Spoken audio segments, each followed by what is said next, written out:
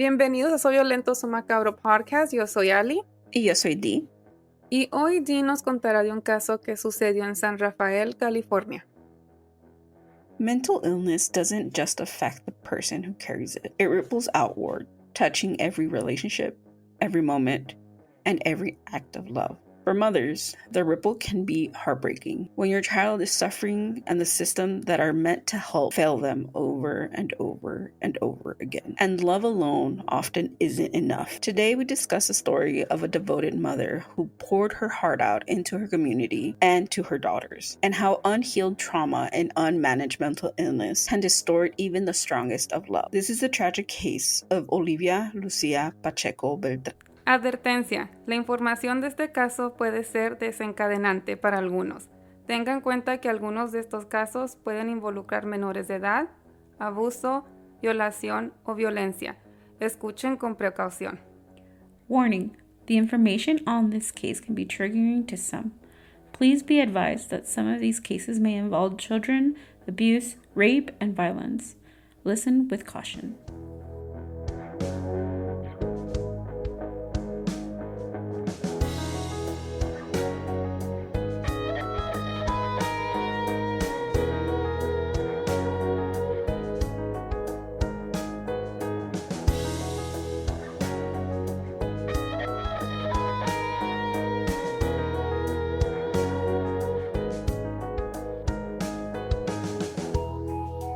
Es que ella era una hermana. Siempre, mira, siempre ella sonriendo. Nunca se le dio cera, nada. Ayudando a nuestra comunidad. She was a great, great woman, great sister. Was for me like my sister, you know what I mean? It's very terrible. I mean, lost her. This is hard for me because she was really, I just can't explain to you how magnificent that she was. I still can't believe it. It's a huge loss, and we're still reeling from it. She was one of our biggest advocates. Olivia Lucia Pacheco Beltran was born in 1968 in Cuernavaca, Morelos, and was the seventh out of 9 daughters. At just 15 years old, she made the brave journey to the U.S. in search for a better life. She graduated from Sir Francis Drake High School in the 1980s. Even as a teenager, Olivia was deeply aware of the injustice happening around her, especially when it came to oppression of Black and Brown communities. She took action by being parts of organizations that involved immigration, working class, and even Spanish-speaking community. Olivia also worked at providing housing rights, domestic violence support, immigration rights, indigenous and environmental justice rights, LGBTQ+ rights, and political prisoner advocacy. She brought fearless energy to causes others were too afraid to touch. Known for her powerful voice, Olivia created a healing space, especially for women and mothers. She affirmed self-love as an act of resistance and taught young people to be proud of their roots. Olivia stood tall as an Indigenous woman and lived with pride, authenticity, and fierce love for her culture and community. Above all, she was devoted as a mother. Her daughter, Tonancin, and Tontantiu were always on her side. Even in her final moments, she was supporting her eldest daughter through a mental health crisis, a reflection of her deep compassion and selflessness. Tonancin Oriz Beltran at the time was 27 years old when she shared a personal struggles with her mental health and substance abuse by writing a post on a blog called Alex for Hope. She opened up about her challenges beginning in her early life. She said, quote, "When I was using, I became super anxious, super depressed, or just not happy. At just 4 years old, Tonancin began to drink alcohol she found at her home. She was saying that I'm sorry, you said 4 years old? Yeah, according to the blog post, she said she was 4 years old. Yeah. During this early stage in her life, she said that she had felt a lot of heartbreaking signs of trauma that she eventually carried throughout her adulthood. She described drugs as a kind of escape from her pain. She said, quote, "Drugs gave me an escape, a relief, a false happiness. They were like self-medicating bandages." She spoke openly about her conflict feeling towards her mother, Olivia. She said, quote, "I was homeless for a while because I felt hateful towards my mother. I didn't know where it came from, but I couldn't change that feeling, even though she seemed like a saint and always loved me immensely. This raw and underscored the deep complexity of mental illness and how it affected even the most loving relationship. Despite her struggles, Tonantzin also worked to support her community. She briefly served as a translator for the National Alliance of Mental Illness in Marina County. Lou and Jean, executive director of NAMI in Marina, told the Marina Independent Journal, quote, "This has hit the community pretty hard because the family has strong history of service work, particularly translating the enabled of Spanish-speaking communities to receive services." So even though she was struggling, she was still helping her community, and she got a lot of that advocacy because of her mother, because her mother was deeply rooted in serving her community. So she felt like she needed to do her own part as well. On the morning of January 8th, 2024, Tonantzin posted a 10-minute video that she recorded where you can see her mother talking to an officer while Tonantzin stood nearby in the lobby. The officer was focused and was talking to Olivia and turned away from Tonantzin as she behaved erratically. The officer tells Olivia, quote, "There is concern that your daughter can't safely drive right now. She probably has a mental health issue based on what she said. In her current state, I'm not totally comfortable with her driving."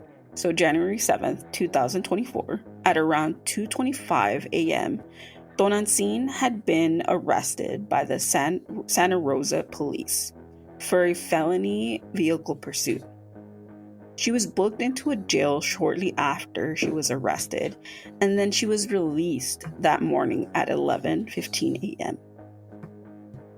Towards the end of the video that she was recording while in the lobby with her mother and the police officer, Tonantzin had recorded the officer's holster where he keeps his gun and said, quote, "Look at that nice pistol." After a while, Olivia told the officer that she would store Tonantzin's vehicle and would not let her drive it. Tonantzin then interrupted their conversation and demanded why she couldn't drive her vehicle. She continued to talk about, quote, to talk to her so-called audience by inviting them to a party that she will be hosting later, and saying that it would be lit.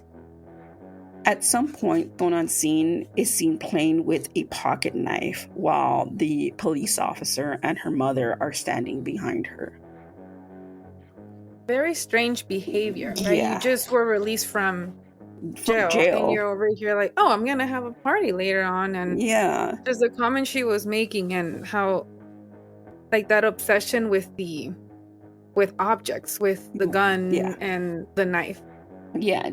So at there was no sense of her correlation either. Like throughout this whole conversation, she was recording herself almost like in, like, you know how like in YouTube videos when they would make vlogs of what they were doing, it was in that format. So she would record herself, and her mom and the officer were in their back, and she was just talking to the camera, not even paying attention to what they were saying. Yeah. And the only time that she would pay attention to what they were saying is when it referred to her car, of her not being able to drive her car, or her not being able to use the vehicle in any way. But when they talked about her mental health or her acting very erratic, she almost kind of like didn't pay attention, or like was like very erratic in a way where she just wasn't paying attention to what was going on. Yeah, her behavior just didn't make any sense. Exactly. Yeah, el knife, you said it was a pocket knife, like she had it on her? Yes, she had it with her. So she had it while she was in the lobby.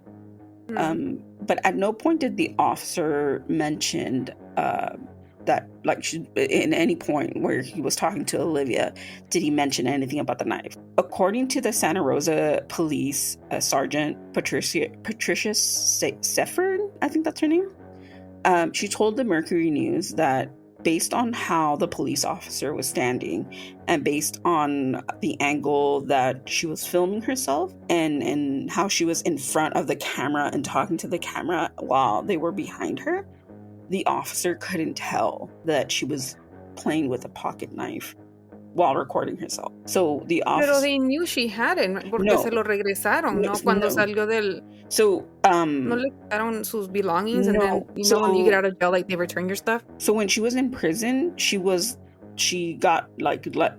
released on January 7th, which is the day that she was arrested. Then she went home. Oh, okay. I see. I thought you meant like mom had picked her up. No. So on January 8th, they went back to see if they can get the car. So throughout this whole process, they didn't know if she had the pocket knife. At the moment that she got arrested, there was no details of her having any weapons or anything. Okay. So based on his field of point of view, they didn't see any weapon or anything. So they just kind of brush it off. Shortly after that happened, Tonantzin and Olivia go back to Olivia's vehicle. And according to that same video, she calls somebody, which is a male. It doesn't say who it is. She just calls this person and tells them to meet them up at the towing company to see if they would release the car to her. During this whole time, Tonantzin is just acting erratic, recording different parts of like the road or like the street, and you can hear her like not making sense when she's talking to her mother. In that same video, at some point after, I guess, Tonantzin had edited the video, it jumps to Olivia and Tonantzin sitting in the parking lot of their apartment complex. During this portion of the video, Olivia is pleading with Tonantzin to stop hurting herself and get help. Throughout the video, Tonantzin tells her mother to explain her what happened, and Olivia begins to explain that Tonantzin and her other daughter were raped by Benji Rodriguez. They don't go into full details on what happened or anything, but Olivia is constantly repeating how she apologized, how she didn't know that was happening, that she didn't know anything about the abuse. But if she had known about the abuse, she would have left sooner or tried to prevent from any of it happening. That she had no idea. ¿Era el papá de las niñas o el novio de la señora? I think the video doesn't explain who it was. I'm assuming it's either a friend or one of Olivia's boyfriends, but it doesn't say who it was. She just blurs out the name Benji Rodriguez. Olivia told her daughter that she doesn't have to take matters into her own hands by being online and talking to pedophiles on chat rooms to resolve previous issues and trauma that she's been holding on to. So this video goes from one thing to another, Yeah. It's like one conversation to another. Yeah. So Because no termina la conversación que está hablando con el male, with that male, with the friend. It just jumps from that to something else. Yeah. So there's no timeline or correlation, and it gets even more absurd once you hear the conversation on the video. Olivia begins to tell Tonantzin that she needs help, that she needs to stay grounded, that she needs to pray, that she needs to find help, that she needs to go back and like try to find herself again and not take things into her own hands. Because she wanted to hurt these men that she was talking to online? Yeah, so she at some point Tonantzin tells her mother, like, how do I stop this? How do I stop this from happening? And her mother's like, you have to block them. You have to stop talking to them. Don't interact with them. And Tonantzin is like automatically says like, well, I'll shoot them then. And Olivia's like, no, you don't take things into your own hands. Don't do that. I don't want to see you in jail. And Tonantzin is like, jumps to a whole different conversation after that. So it doesn't even like end that conversation. It goes to something else. Her thoughts are all over the place. Yeah, she's in a spiral. Not finishing her thoughts. Yeah. Throughout the video clip, Tonantzin doesn't make any sense. She jumps from what happened to her as a child to asking her mother if she remembered what she looked like and if she feels beautiful. And then she jumps up to, you deserve to be beautiful. There is no in between on why she said that or what came about that or anything. She just grabs her mother and tells her that. During this whole video, there's a chilling event where Tonantzin began to... Oh, is that why in the video you sent me le estaba agarrando la cara a la mamá? Yeah. Oh, okay. In a chilling event, Tonantzin began to pinch her mother's ear like to the point of hurting her. And Olivia tells Tonantzin, like, don't do that, you're hurting me. But Tonantzin just continues to like pinch her ear or like grab her face or shakes her. Not violently, but like still like very aggressively. At some point, she brushes her mother's face and tells her, "You're gonna be my first," which is a little bit weird because you don't know exactly what she means by it. But like, it's very, very obscured of how she mentions it and why she would mention that. After talking and telling her that they were going to go to the doctor and get herself some help, the video ends. At around 5 p.m., San Rafael police and firefighters were notified about a fight and a possible stabbing at the Highlands and Marine apartment complex. As officers arrived, they saw Tonantzin in the rear balcony covered in blood. Officers forced their way into the apartment through the front door after Tonantzin refuses to open the door. According to Sergeant Justin Graham, Tonantzin's clothes were soaked in blood, while Olivia's body was lying next to her in her own pool of blood. It was very gruesome. Yeah. Apparently, Tonantzin was live streaming the whole thing on Facebook Live. Stop it. Yep. And she recorded the moment when she had brutally stabbed her mother to death. The only reason that the police were called to the apartment complex was because the family and friends that were tuned into the Facebook Live were reporting the incident to the police. When the paramedics arrived to the scene, Olivia was still breathing, so they took her to the nearest hospital, but sadly, she tragically passed away 90 minutes after arriving. Tonantzin Beltran was charged with the murder of Olivia Lucia Beltran Pacheco and was being held with no bail amount. Olivia's youngest daughter, Donatiu Beltran, submitted a written statement saying that her mother, quote, fought tirelessly to get help for Tonantzin, who struggled with severe mental health issues for years. The family statement requested patience, respect, and compassion for her. The statement also said that they were viewed as not guilty and plead to the step in the right direction. Quote, "We are coming together as a family to get more information from the court on the extensive medical history so that the court can help us. My family experienced many systematic failures. Hopefully this time they can finally do right." According to the East Bay Times, Donatua continues saying, quote, "Olivia was fierce advocate for many communities, whether it was the rights of the undocumented workers, LGBTQ plus people, tenants, animals, indigenous people, and Madre Tierra. Through her actions, Olivia Beltran emphasizes the importance of collecting liberation for all, the power of caring for one another, the difference a single person can make."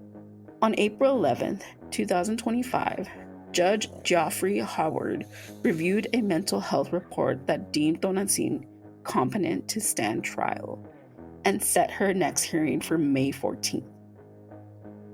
Tonantzin's attorney, Matthew Soroka, told the Mercury News that Tonantzin's mental state has declined in jail and she needs to be in hospital treatment. On May 20th, 2025, Tonantzin's first day of trial was pushed to October 21st, 2025, in review of her mental state. Olivia Pacheco Beltran spent her life lifting others, even when the world was cruel. She chose compassion. She fought for housing for survivors, for environmental, and for every marginalized voice, because she believed that healing was a collective act. Her greatest hope was that her daughter would find peace, find purpose, and know that they were loved. Our heart goes out to the Beltran Pacheco family, her friends, and the communities she helped, and whoever felt touched by her case. This is a tragic case of Olivia Pacheco Beltran. She was a community leader from the beginning. She was a fighter, and she believed in social justice And that was one of the things that she fought for. Siempre, mira, siempre ella sonriendo. Nunca se le dio cera, nada. Ayudando a nuestra comunidad. Siempre, en todo momento, su adoración, sus niñas, desde pequeñas que nos conocimos. Y siempre lo primordial eran sus hijas y su pasión por la comunidad, de esas ayudas.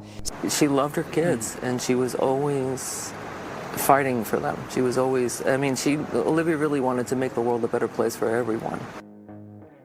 And that was the case for this week.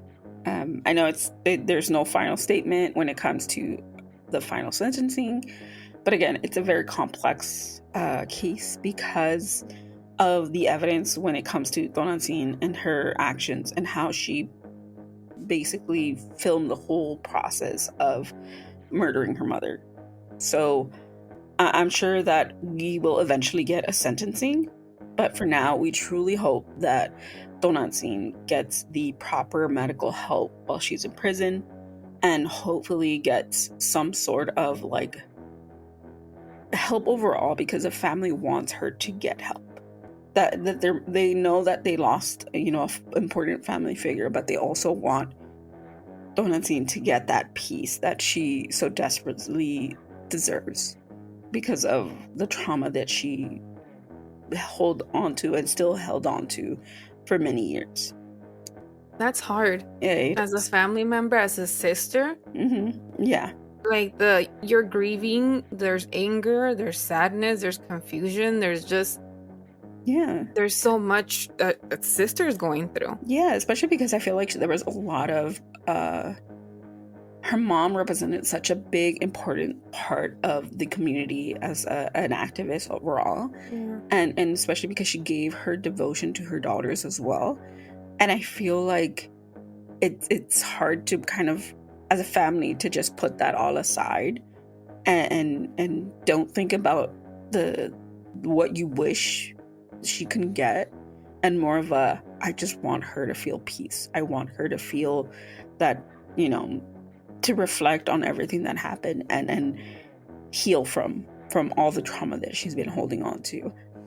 And I don't think that that she should be cruelly tried for if she's not mentally okay, because she has a lot of trauma that she's been holding on to. So but hopefully this is a hard case. Yeah. But either way, Olivia did not deserve to. Yeah, I completely agree. Die this way, and especially go through all of that. Yeah, especially after trying to help her daughter for years, and especially even throughout her last moments, she was trying her best to help her daughter and try to get through to her. So, if you have any updates on the case, or if you have any information regarding this case, we encourage you to let us know. Leave a comment, leave a DM, anything, email even. We are open to having any corrections, any suggestions, or any updates from you guys. I know that we've been covering a lot of cases, so it's really hard to kind of filter through them and get the proper updates on every single case. But if you do have them, we would love to hear about it. I know that a few of our YouTube videos are getting little updates here and there when it comes to clarification on certain episodes, or information that we probably got wrong, or updates on certain cases. So we really appreciate any comment regarding the episodes. If you have any suggestions, any updates, or any information that you feel that the audience should have, we really appreciate it, because sometimes we do get wrong information, and we are not perfect, and we really enjoy the fact that you guys are being polite about it, because some people are not.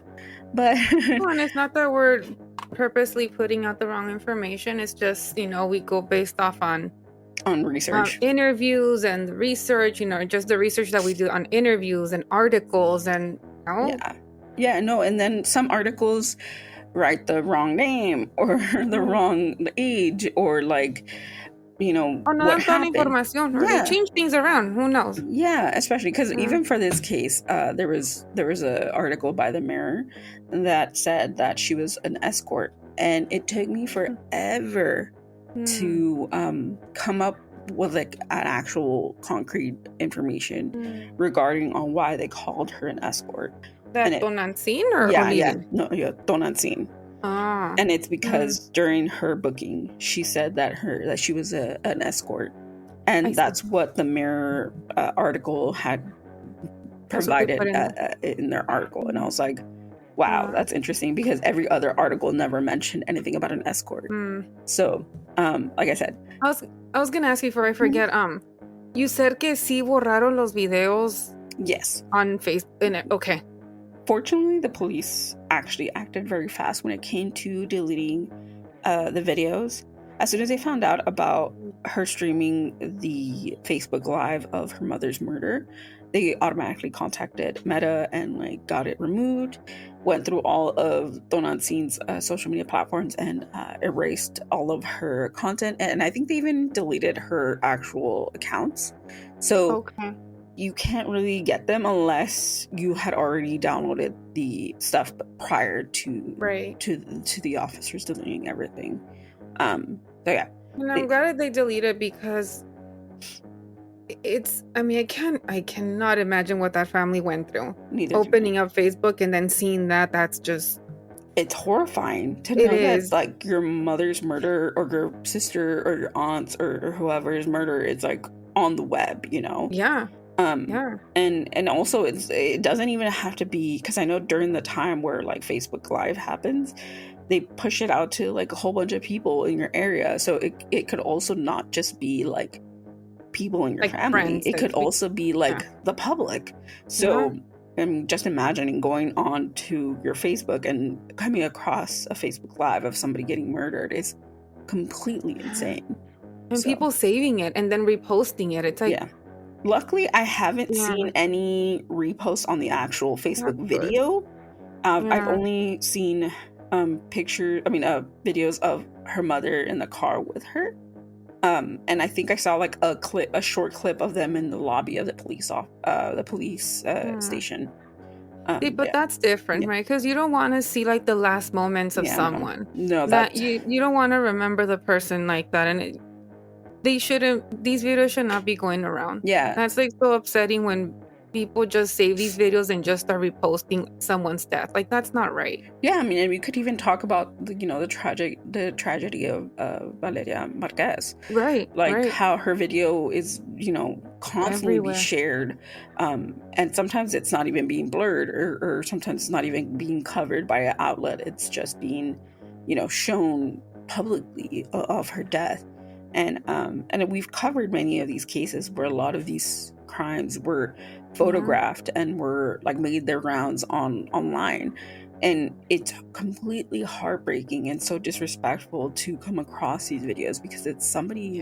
It was she or he were somebody, and they were tragically murdered by these individuals with no remorse, and it lives on the internet forever, and it sucks. It's tragic. It does. But I hope Tonantzin gets the help she needs. Yeah, I completely agree. She truly deserves to let go of this trauma and truly begin her healing journey. And we'll keep you guys updated when it comes to her case or anything that happens within this case. Or if you have any information regarding this case, we would really appreciate it. But for now, that was this week's episode. If you want to listen to the rest of the 145, am I right? Yeah, 45. Yes, I nodded yes. Yes. So the 145 episodes you can download. You can go on Spotify, Apple Podcasts, Amazon Music, or wherever you stream podcasts, and listen to the whole catalog that we have there. If you want to see the video portion of this episode, we do have a YouTube channel where we upload the video portion of this episode. You can go on YouTube and type Servant Samacaro Podcast, and we have the video portion of this episode as well as the audio version of this episode if you want to listen to it there. And if you want to follow us there, please subscribe, like, comment, do all those things. We would really appreciate it. And if you want to follow us on our other social media platforms, we have Instagram, TikTok, X or Twitter as it's known, Threads, Blue Sky, And you can just follow us at SVSM_podcast or on Facebook as Macado Podcast. We post updates on there. We post other information there. Any sort of sources that you might need, we also post there too. So if you are interested, you can follow us there. And let me see if I'm forgetting anything else. Okay, You got everything. I think that's it. We truly appreciate you guys being here, and we hope you guys enjoy the rest of your almost summer. Is it summer now? I think it's summer, right? Is it? I have no idea. We are already on the last week of May, so this is completely mind-blowing. So, it's gonna start getting hot. We hope you enjoy your new week in June, I guess. Enjoy your weekend. Way through the year. It's terrifying. I didn't know, like, at one moment we were in April, we were in January, then we were in April, and now we're in June, so it's completely insane to me to even think about it. But yeah, if you have any requests, we also take those. If you need to, send us any requests on when it comes to any episodes that you want us to cover. Completely forgot to include that before. Oh, you're fine. But yeah, I think that's it. Nothing else? Nope. All right. Thank you so much for the weekend. Thank you so much for tuning in. Have a great weekend. And we'll see you guys next week. Nos vemos la próxima semana. Adios. See you later. Bye. Bye. Stay spooky. Extra sparkle. Extra sass. Extra sparkle. Bye. All right, bye.